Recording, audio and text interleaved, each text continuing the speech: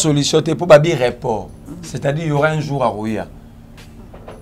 Nous devons anticiper. C'est que bien pour un message comme. Donc on a tout ça on a reporté. Attends un autre so ka loti ke mukolo ko kia ya ayati. To ka yeto ko humilier. Mun so ka roi na che makolo. Ezala soit Félix abomi biso pour protéger roi. Toi kangi toi tina boloko pour Alex Belgique ya za moto na bango. Roi Belge banana ko traduire Louis Michel na justice. Bazongi sabilo on a biso. La Belgique a vendu nos grands-parents comme des esclaves. La Belgique a été construite par main d'œuvre. Il n'y a pas de coco na biso. Même brique, brique quitte, la Belgique. Ba coco na soto ba sala. Ba travaux ba no sel on ba maçon. Na ba aide maçon, ba coco na biso. L'uranium, les coltan.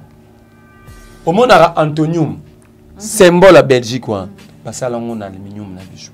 Dans un état comme ça où le peuple est assujetti, transformé aux esclaves dans leur propre pays, un roi vient pour donner crédit à un régime comme ça. Nous, les esprits éveillés, nous disons non. S'il est vraiment sérieux, à partir de la place Aza, pardon, la combat Belgique, c'est ça que tu as. C'est ça le respect. Mon nom est Rassali Omabe. Aïe pas nos mamans, il était pour s'excuser. C'est-à-dire qu'il te considère et te respecte.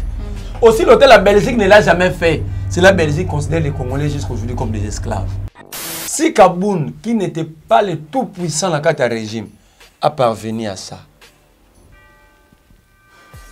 donc c'est que Félix et moi, si Kaboun a 3 ans, où est-ce que mon a salaire corps pour mon Babomba et Kaboun, l'acception de lui à Kaboun pour Kaboun dans le union sacrée.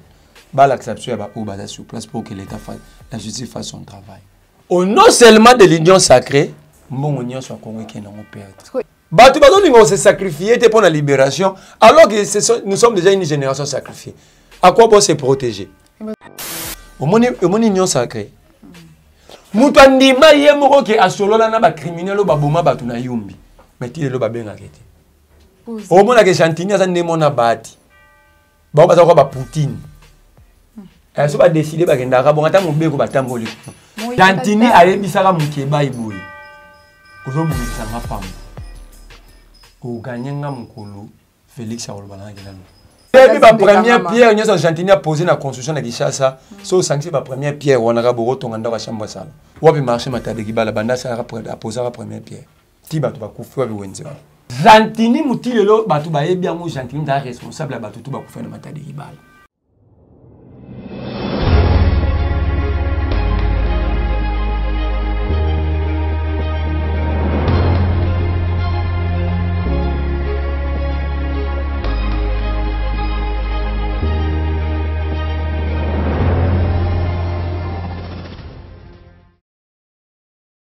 Grande ma joie de vous savoir nombreux à nous suivre partout dans le monde entier. Bandeko Bandia plus clair télévision, Mbote pa ebison. Et Zoami Bino, bienvenue dans le numéro à Sika émission na Bino vérité de tous côtés. Sika tolobela kamboka total sakabino oignon sozali ko kana kati mboka na biso pe libanda soko opportunité ezali na mokola lelo plus clair télévision est un instant ko mba pona Bino mon mboka na kombo ya Merlin vous avez mon coordonnateur adjoint il y a mouvement citoyen jeunesse en action na yebeto Solamboka, Tokolobela ou Etali Bongo, visite reportée à Roi Belge na kati ya sol congolais. Déjà, Boyeba qui était à partir du 6 au 10 mars au Roi Belge. Qui a matamaponé na kati ya Mboka na biso République démocratique du Congo. Tokolobela P, sujet Etali Bongo, premier vice-président de l'Assemblée nationale na Congo à Jean-Marc Kabou, doit Etali Bongo accusé d'un détournement va marché Etali ba minéré, puis Tokolobela P, élection à gouverneur, Etali Bongo prévu dans quelques mois sans plus tarder.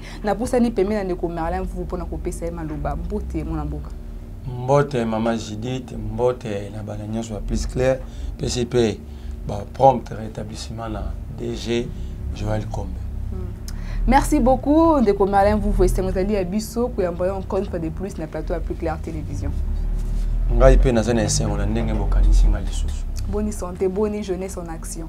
Te makambo kende Pepe Kimia, jeunesse en action pour se comporter bien et se porter sous malamu. to kanisa kutu na makanisi na ngai ko créer synergie ya bato bana posa ya bitumba donc nazolinga na zape mbela na bwaki moto nyonso aza na souci ya libération ya mboka oyo na ba étape nyonso ba oba ko kanisa photo ke na mapono mais ya transparence. Comment faire la transparence pour faire chasser cette classe politique aux élections? Comment chercher un candidat où a biso to porter la jeunesse pour to rotia pour mbowe kende liboso. Dans la bi candidat et jeunesse n'habite à la candidat à jeune. OK. Parce que mungai na pour na renouvellement classe politique par rapport à jeune, il y a agité. Par rapport à quoi? Par rapport à ba valeur. OK. Donc ba rose wanga jeune, ba bina ko ta place à Bahati, mais na sali bêtise ko le ka Bahati, pour Bahati de aza moto ba bêtise. Si on a un renouvellement, véritable renouvellement classe politique, qu'on remplace les anti-valeurs na ba valeur, ba malhonnêteté, ba malhonnête na ba homme honnête, qu'on remplace Tetris na fidélité, qu'on remplace transhumance na constance et le manque de vision par une vision. Le manque, il y a pragmatisme par une pragmatisme, manque à leadership clair par une leadership clair. C'est ça le renouvellement. Merci. Ndé to benga bilenge. Baya na jeunesse en action te kaka.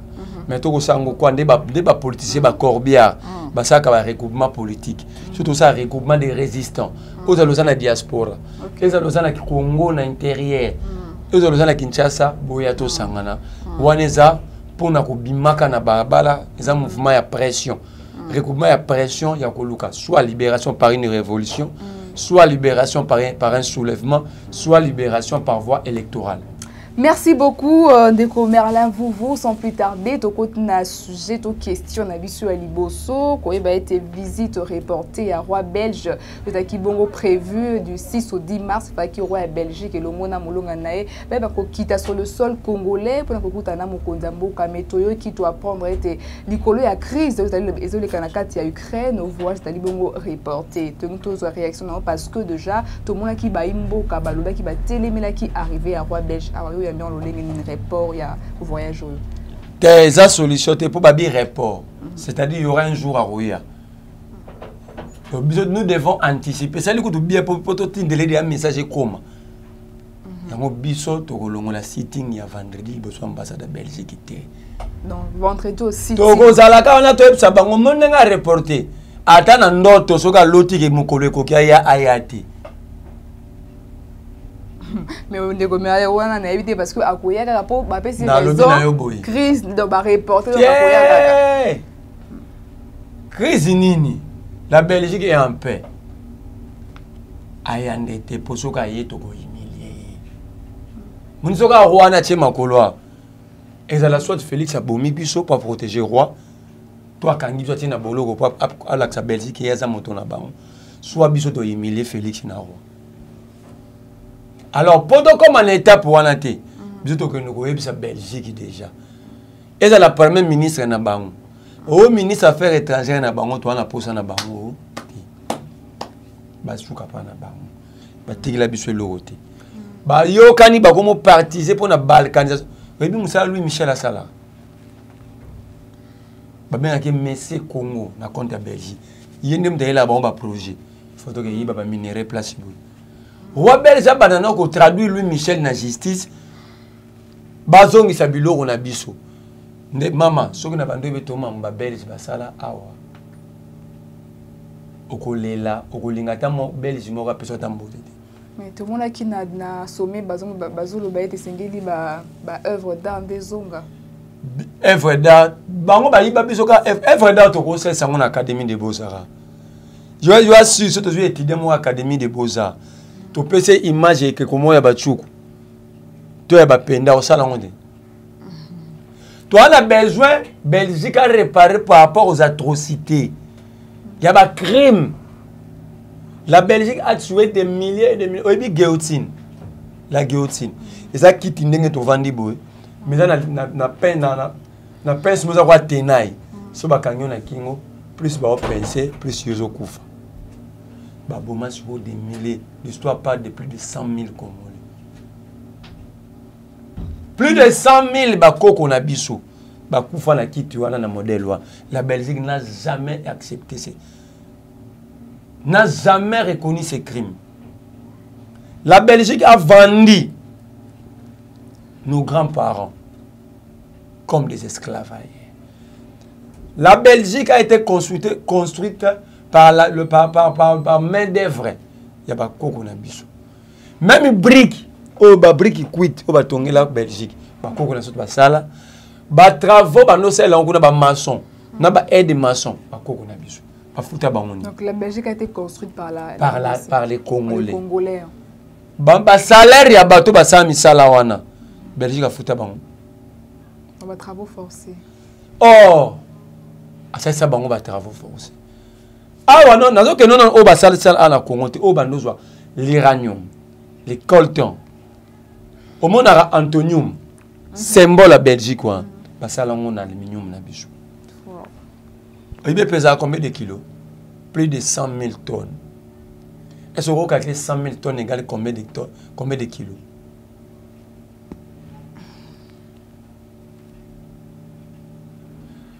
Donc, nous sommes en face de nos des criminels, de nos bourreaux. Mais ça biso comme d'habitude dans la culture à de pays. Na Félix Tshisekedi, bah il a biso Kagame tia. Le monde a vu comment est-ce que une partie ba congolais ba combattant de pays, ba yembela Kagame. C'est grave. Ba yembawa. Oh pour Kagame, c'est une arme, mais c'est pas l'accent dans le monde entier que Borobanga na sala mabe na Congo. Botala. Et na banquette nanga, c'est Kagame qui avait imposé cela à Félix. A imposé une de Merlin. Félix était sous-traité de Kagame, mais nous tout le bango combien de fois. Félix a sous-traité, moi on dit que société sous-traitance. Parce que société moi sous-traitance existera. Ah ouais, ça Kagame na Museveni, ba sous-traitant Félix le politicien congolais. C'est fort hein. C'est une réalité. Ça soit fort ou pas, c'est une réalité. Nous sommes obligés de le dire comme ça parce que c'est la vérité. Yo mon a place niveau déplacer président, il y a Sénat, il y a Mboka Mbimba Boy, a qui nous assister na ouverture il y a abattoir. A qui na Uganda, ba inaugurer abattoir. Et un enquêté abattoir waneza ya bati. Abattoir wana ya buki ba inaugurer na Kampala ya bati. Est-ce que Wana Ibimisi est un Congolais, mais or il y a une personne privée. Non. Cette personne-là, c'est une personnalité. Il est un acteur majeur dans la scène politique à Congo. Les Congolais sont sans emploi, mais ils créent l'emploi ou les emplois pour les étrangers. Ils pouvaient bien créer cette entreprise à partir d'ici. Pour donner du travail aux Congolais. C'est ça aussi l'indépendance. On vous maintient dans un état, vous allez rester chômeur, pauvre, pour vous assujettir. C'est ça le problème, la politique. Mais ils préfèrent donner du travail aux étrangers.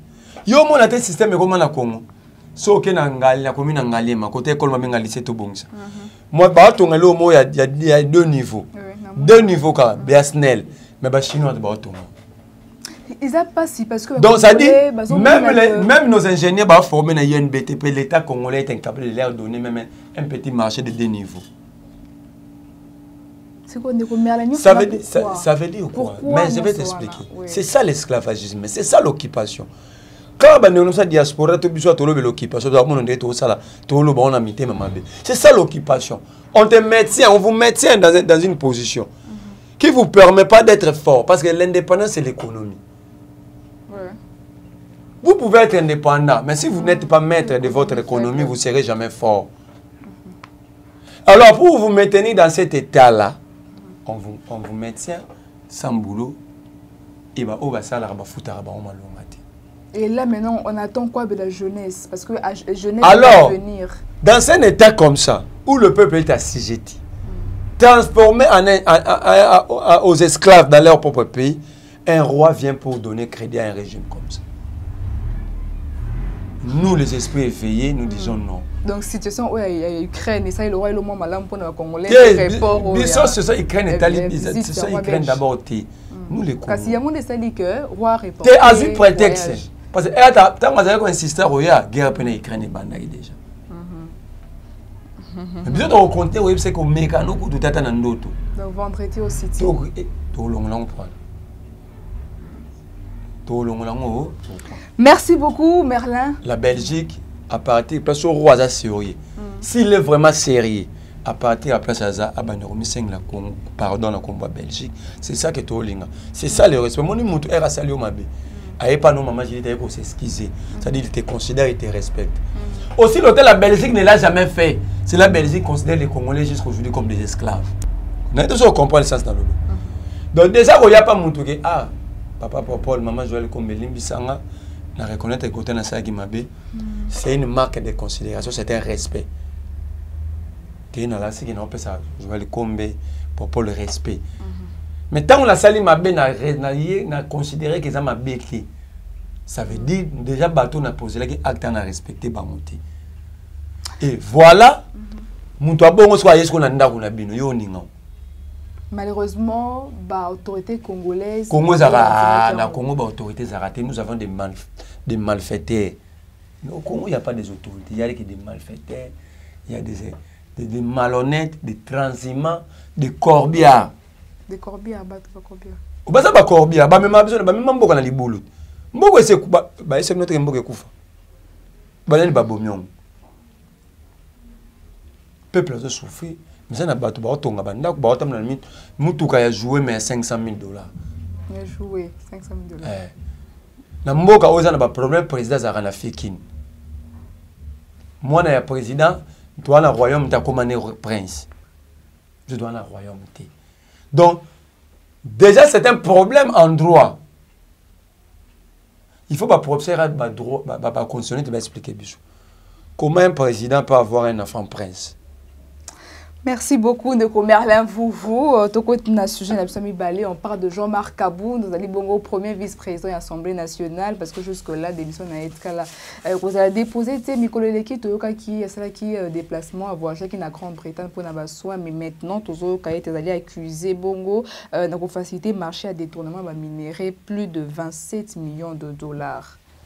Merlin Vouvou. Maman, Tolobi, Tolembi, que l'insécurité au Congo, ça a été démontré partout au monde que l'insécurité à l'est du pays, même dans le sud-est du pays, a une corrélation directe avec l'enrichissement illicite. Voilà encore une preuve. Ça, c'est ce qu'on appelle de l'enrichissement illicite. Mais moi, si on a un Kabound, si Kabound, qui n'était pas le tout puissant dans le cadre du régime, a parvenu à ça, donc c'est que Félix et moi, Zananine, bateau ba senti ba homme fort, fort biselele. Vous avez conflit à Obakangeli François Biapo ba coup d'état, et c'est le conflit à minéré entre Biselele, Fortina na Corneille Nanga. Vous comprenez? Donc c'est ça la source principale. Il y a bilo ko grand est, on a bana est guerre à la raté, il y a que les intérêts des individus. Si Kabound a 3 ans, où est-ce cop moko? A salega cop moko. Donc Kabound, si Kabound a combien de niveau? Mais je m'aimerais comme bon, par exemple, la transparence. Bomba Kabound, l'acception de l'œil Kabound pour Kabound à l'ongone union sacrée. L'acception est sur place pour que l'État fasse, la justice fasse son travail. Parce que je parie fort. Sur Kabound, qui a tout puissant pouvoir, fois 10, fois 20. 27 millions, fois 20. Vous imaginez ce que ça fait à combien de Merlin? Mais oh, il y a 27 millions. Plus de 27 millions. Plus de 27 millions. Si vous avez mort, vous avez bon 25 entrepôts.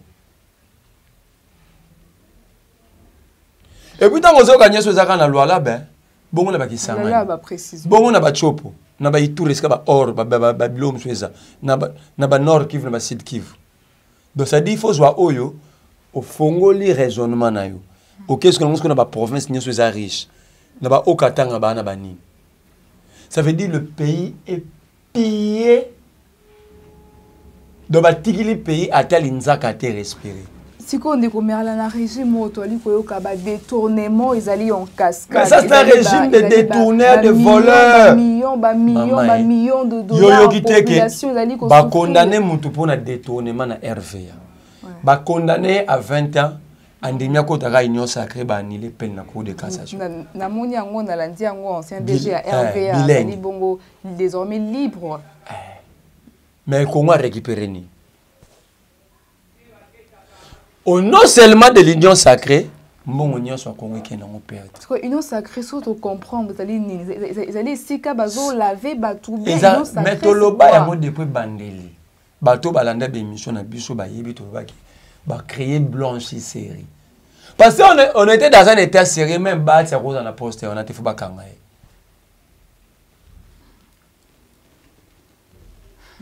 Est-ce que vous comprenez que Congo oyo bateau tout basala ba kopo bateau bana ba minerie bateau ba diriger Congo 80% sont déjà cités dans le rapport mapping. Mais qui donc en fait le Congo est dirigé par des criminels. Donc nous sommes le seul peuple au monde à être dirigé par des criminels reconnus sur le plan international.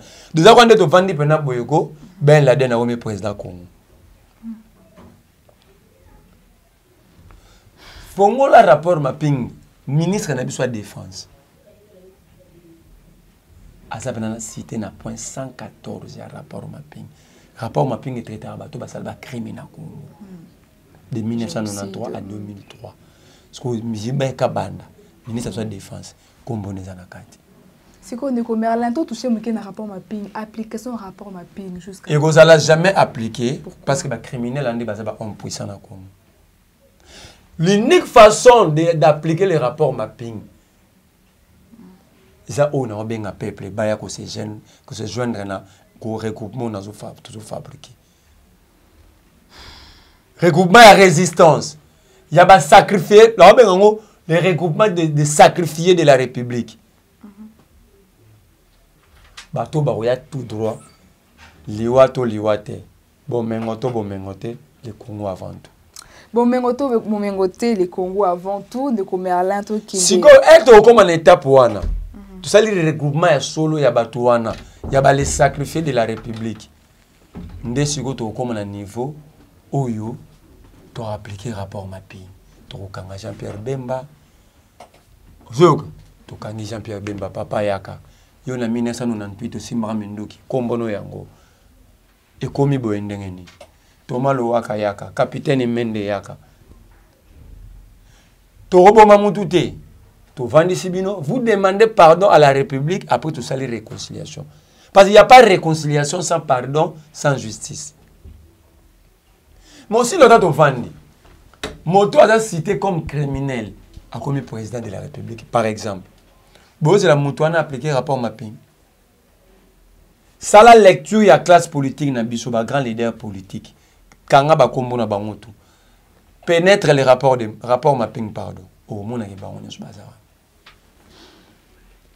Ya ngwana nazo benga ba kongoman.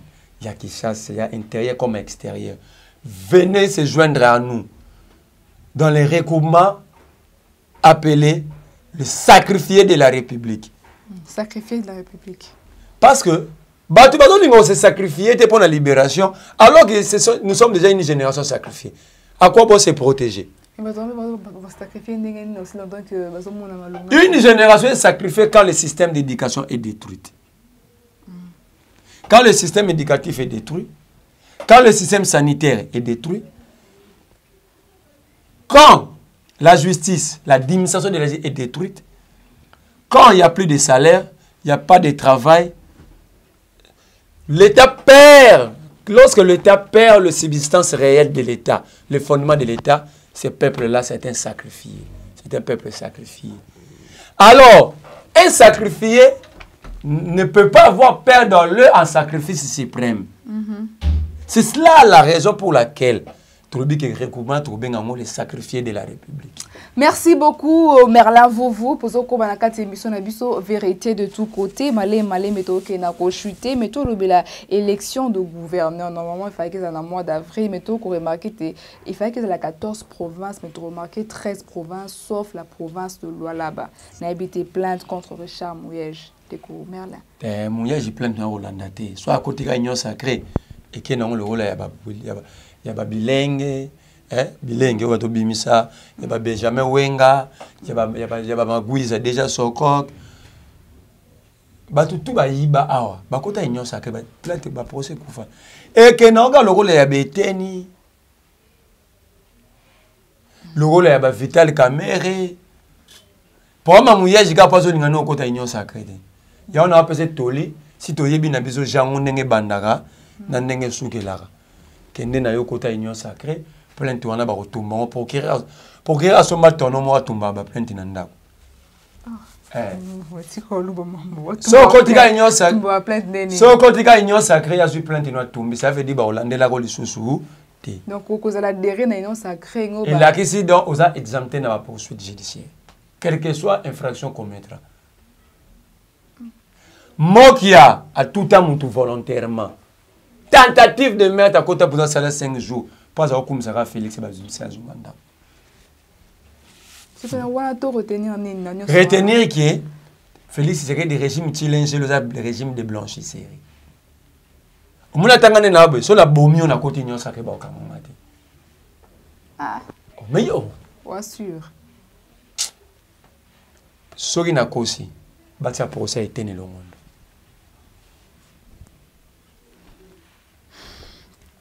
Merlin Vovo. So na kosi bacha po nga na funda alingeti. O déposer plainte. Plainte de so na kosi, so za blanchisserie te ba funda plainte wana. So za blanchisserie te ba funda rapport mapping. Ba appliquer on. Merci beaucoup Merlin Vovo. Ba fongola ra yango te. Kabile cité dans le rapport mapping. Jean-Pierre Bemba, Mboussa Niamwisi.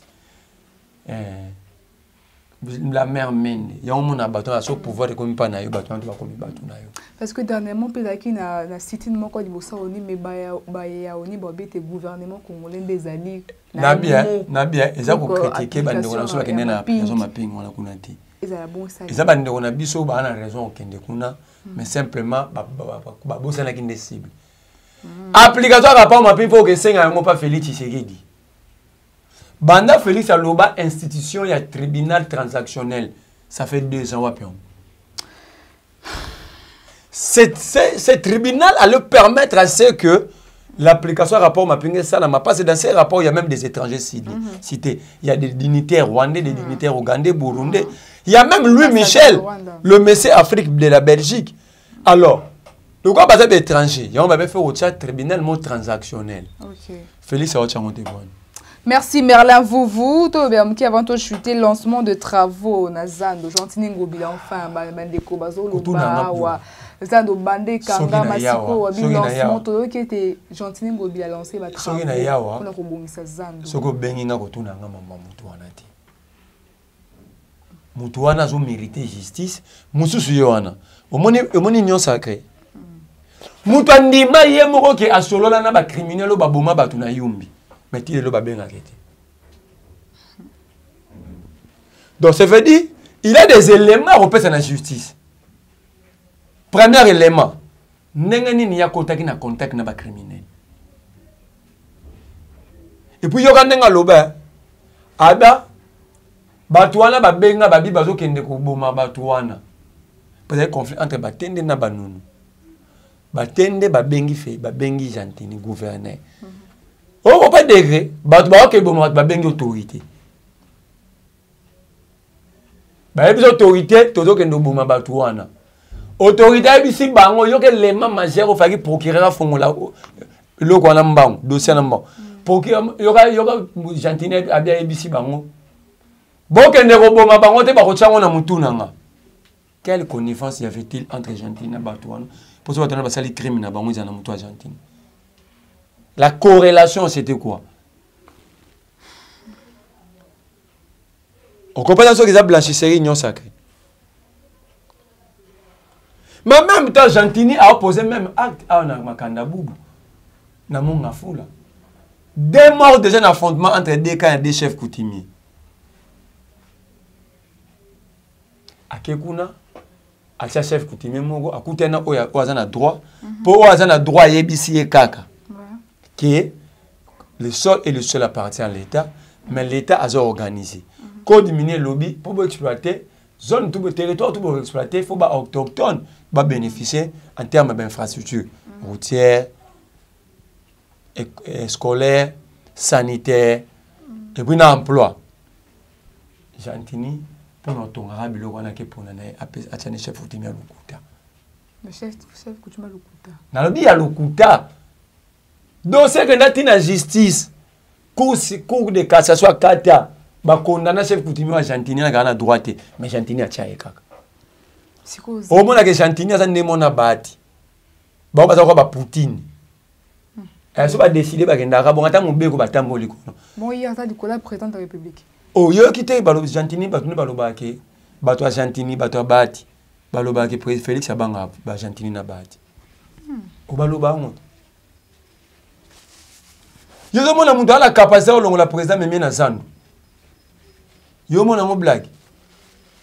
C'est président qui n'est pas là. Est-ce que l'idée en quoi ça n'a pas été malonga, ils allaient sauver le président. Gentini a ébissara mon keba iboui. Ozo bundi sanga pamba. O gagner mon kolo Félix a olbana gelalo. Et ça figure des styles tant dans le bibon. Donc kolo Félix a olbana alongwa. Dès keba a gagné. Dès mon keba a gagné. Comprendre le message joint. Ça veut dire Félix a bang Argentine. Donc Gentini a robo ma biso toi. Félix a salé l'autre. C'est la culture rwanda. Tant que ça la mamboana na monga fula. Ba conflit coutumier wana. Objectif nango esuka nango ememani. Si on a zandu pourquoi on dit maté parce que toi qui as lancé la travaux ils ont le kuta ba combien de personnes ont la raté. Oyebi ba première pierre nyoso Gentini a posé na construction na Kinshasa. So sanksi ba première pierre wana ka boro tonga ndaka chambre salon. Bo tongi pena chambre salon. Wapi marché matade kibala banda ça a posé la première pierre. Tiba tu vas kufwa bi wenze. Oui, on va délocaliser. Aloba na meeting neke azo banda stade ko tonga stade na terrasse intérêt wapi stade. Aloba ya renouveler Fikine wapi. Merci beaucoup Merlin vous. Pour l'Argentine. Mais là on a joué bisaye. Yenda za aiba soki agirte. Biso to refuto agir. Soit to reporter Gentini plainte. Que ça on le kuta en bazando. Ça va vantir na to reporter Gentini plainte. Tout nanga pourquoi? Gentini mutilelo batu ba yebi yango Gentini da responsable batu tout ba kufa na matadi ibala. Batu ba kufa na matadi ibala responsable ba mort wana s'appelle Gentini Ngobila. Ah batu ba yebi matadi ibala wenze wana ezalaka place wana ti. La fin mois août 2021 Gentini a longoli batu wana akache bango. C'est hôtel place ba kufa venir. Akache bango na veni. Le 2 septembre, aka posé pierre na lupango moya batu. Déjà c'est des compétences na niveau nae. Ayo baté lupango za nani ya l'état to ya privé. Akache le premier pierre ya lancement ya marché. Ba kenyana ba David Matali bala, ba chef de Kinshasa ba sopa ba tsamba ba tonga marché. Batu wana câble katani. Ba bio za Gentini tena na ndoko ngona mbongo ba mama mafuta ka batiki. Merci beaucoup. Si en même temps, en même temps. Bon, mon place de Gentini a un jet d'enfant. Mais nous avons journée, c'est pour que ça ait un reportage. Parce que nous avons un jet d'enfant.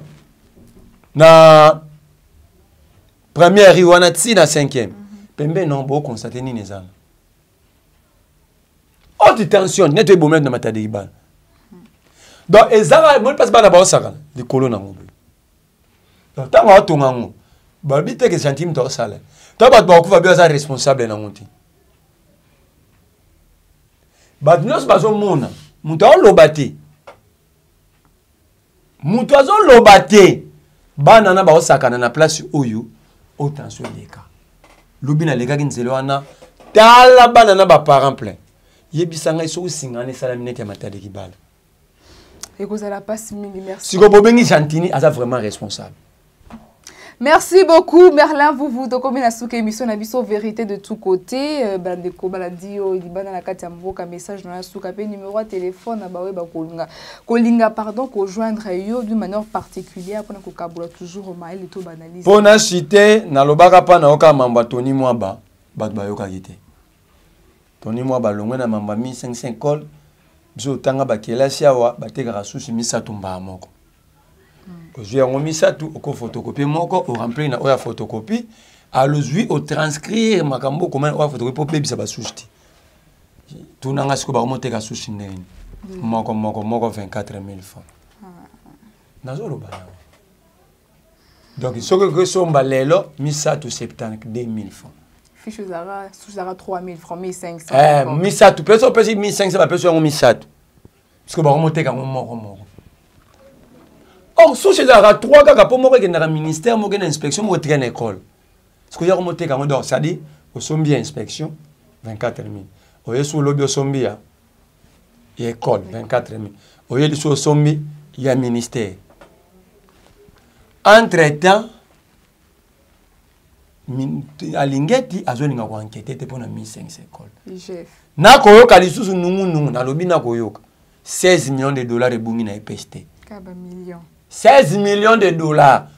Toko senga alinga na ebite alingeta banga ka Tony banda Tony Mwaba balobaki alaksa vidéo ya alingeti alors so eza bongo to sengi na Tony Mwaba bimisa vidéo na popesa alingeti kanta enquête pe mambo. Merci beaucoup Merlin numéro de téléphone pour tout succès l'émission. Pona cité na bengi batu boya ko rejoindre biso na coalition des sacrifiés de la République. La coalition pour les sacrifiés de la République.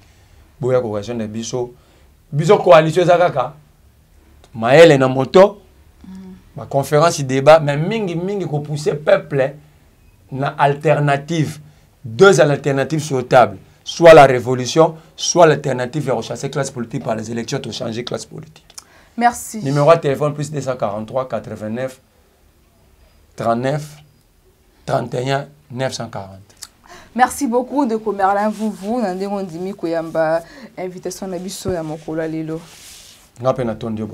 Merci Nabino Bandeko Balantia plus clair télévision boza ebele o bopesa biso confiance merci Nabino bozu libaku ya kota Judith kama wana banda kuna bino na nzela numéro sika ebiso Nabino vérité de tout côté sika tolobela kamboka tolobela kamengi mingi na ba rubrique etali politique sécurité et paix sociale na mokolo lelo elongo na invité na biso Merlin vous toyebaki kolobela ozali bongo report ya visite ya roi belge na République démocratique du Congo tolobeli pe dossier Monsieur Jean-Marc Kabou, nous avons bongo accusé d'un détournement. Il y a ba minéré dans lola ba peto simbe et bongo élection à ba gouverneur. Merci Nabino Bozaki et Belé à Kwandabiso dans le monde entier. Bopesa la chaîne de vérité confiance. Merci à la grande équipe technique qui nous accompagne pour vous informer à temps réel. Merci Napopo la Yombe Nassima caméra. Merci au cordon au Pima Fouikou. Merci à Dacosta Mondé El Capo. Merci à mon DG Joël Kombe. Bon rétablissement à toi. Merci Nayana Yo Ozaki Libakou Yakulanda. Ngai botika na malamu tokutani mbala sima soki nzamba zonité au revoir.